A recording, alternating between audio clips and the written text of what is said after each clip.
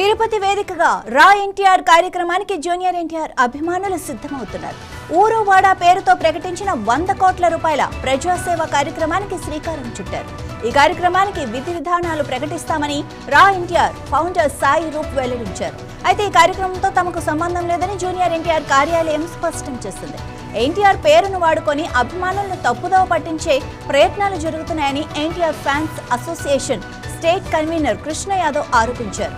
ఊరువాడ పేరుతో జరుగుతున్న ప్రచార కార్యక్రమానికి అభిమానులు వెళ్లవద్దని కృష్ణ యాదవ్ సూచించారు.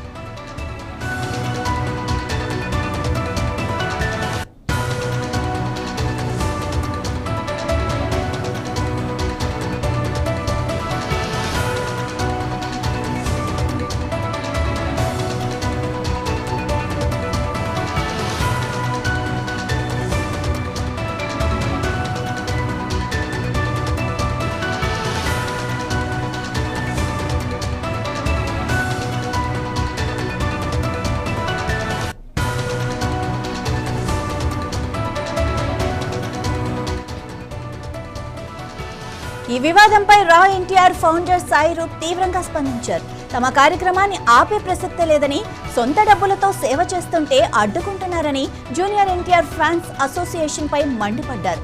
జూనియర్ ఎన్టీఆర్ అభిమాన సంఘాల మధ్య నెలకొన్న ఈ వివాదం నేపథ్యంలో తిరుపతిలోని తాజ్ హోటల్ యాజమాన్యం తమ హోటల్కు భద్రత కల్పించాలని తిరుపతి రూరల్ పోలీసులను కోరింది. ఈ పరిణామాలతో తిరుపతిలో హై టెన్షన్ నెలకొంది.